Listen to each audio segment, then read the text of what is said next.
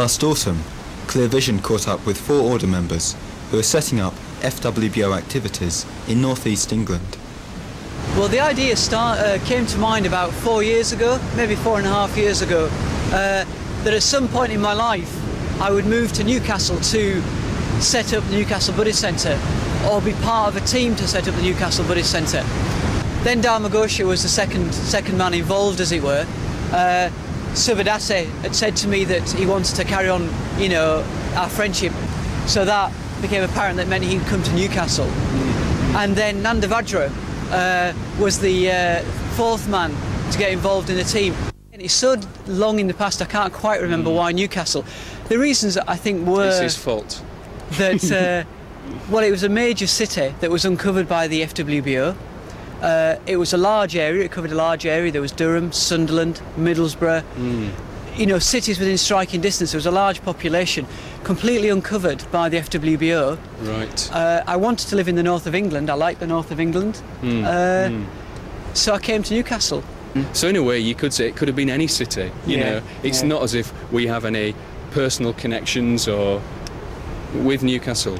As it turns out, well, it's a very beautiful place as well. And that's another advantage. It is quite a natural thing to do, to want to spread the Dharma. And within the order, well, there is a sort of a culture of people being encouraged to move on and set things up. So obviously, if you're within a flourishing spiritual movement, the natural expression of that growth is to take it into new areas, take the Dharma into new areas. Oh, yeah, very much. Yeah.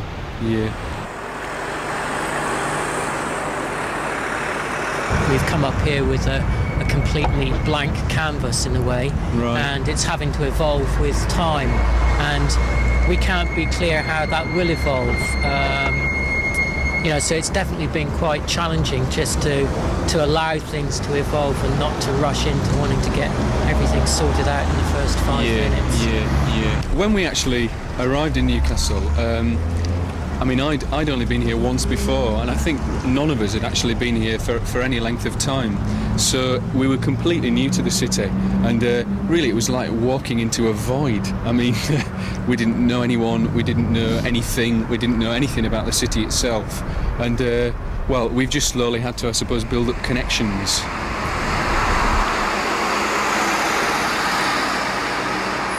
So it's right on the top floor. This week, our first meditation course starts, which we're running for 6 weeks, and that's going to be for people who've contacted us so far in Newcastle, so it hasn't been advertised publicly. So that is the seed of the Newcastle Buddhist Centre starting this week. Welcome to this meditation course. You may not be aware of it, but this is an historic moment. This class is the first course that we've done publicly. It's the first activity of us in Newcastle teaching meditation. So, since we shot the story, things with the centre have developed quite well. We've run a couple of courses from the Lindisfarne Centre in central Newcastle, and the most recent course we had there went particularly well. We had around about 30 people on the course. The other main development has been the purchase of a community building, a community house out at Tynemouth on the coast, which we move into very shortly. And we've now published a program, and we're getting set for the new year now. We've got a series of courses and day retreats and an ongoing class planned for the new year.